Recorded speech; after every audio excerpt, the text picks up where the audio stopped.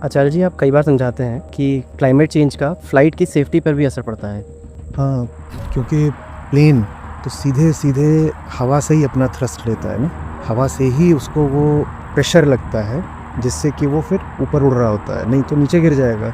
और हवा कितना थ्रस्ट देगी प्लेन को, वो हवा की डेंसिटी पर डिपेंड करता है। तो जो एयरक्राफ्ट का डिज़ाइन होता है वो एक ख़ास एयर डेंसिटी को ध्यान में रख के होता है ना। और एयर डेंसिटी टेम्परेचर के हिसाब से वेरी करती है। तो अगर टेम्परेचर बढ़ेगा तो डेंसिटी कम हो जाएगी।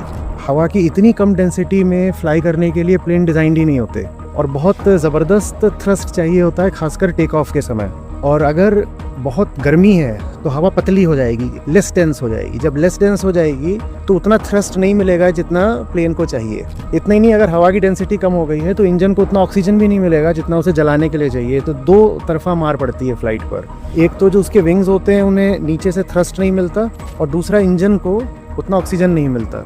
तो इसलिए प्लेन वो हाइट नहीं ले पाता है जो उसको चाहिए होती है। तो उसके कारण फ्लाइट के लिए रिस्क पैदा हो जाता है। कई बार होता है एकदम जब पीक गर्मियाँ होती हैं कि जो गर्म जगह मिडिल ईस्ट, दुबई और भारत में भी, दिल्ली में भी, जो टेक ऑफ है वो लंबा करना पड़ता है पायलट्स को। और कई बार फ्लाइट अटेम्प्ट्स भी अबॉर्ट करने पड़ते हैं। वो क्यों लंबा करना पड़ता है? तो क्योंकि ज़्यादा वेलोसिटी चाहिए अब टेक ऑफ करने के लिए, क्योंकि हवा की डेंसिटी कम है। हवा की डेंसिटी क्यों कम है? क्योंकि क्लाइमेट चेंज की वजह से टेम्परेचर ज़्यादा हो गया है। बर्नौलीज़ थ्योरम तो पढ़ा है ना तुमने, तो उसमें आप होता है ना कि half rho V square plus rho G H plus P is equal to constant. तो रो उसमें डेंसिटी है, तो डेंसिटी अगर कम हो जाएगी और प्रेशर उतना ही रखना है तो फिर तुमको वेलोसिटी बढ़ानी पड़ेगी ना। वेलोसिटी बढ़ाने के लिए उतना लंबा रनवे भी होना चाहिए। उतना लंबा रनवे हर बार अवेलेबल नहीं होता, और कई बार मिसकैलकुलेशन भी हो सकता है उसमें। तो क्लाइमेट चेंज फ्लाइट सेफ्टी के लिए तो एक बड़ा खतरा है ही, इमर्जिंग डेफिनेटली है।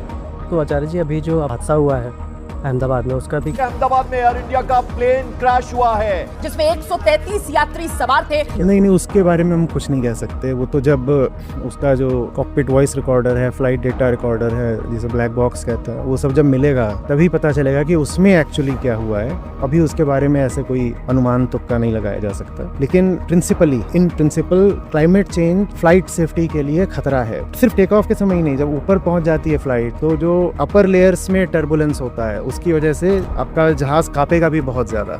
जैसे वो जो श्रीनगर वाली फ्लाइट थी अभी, जिसकी नोज ही उड़ गई थी। तो वो सब टर्बुलेंस से होता है ना।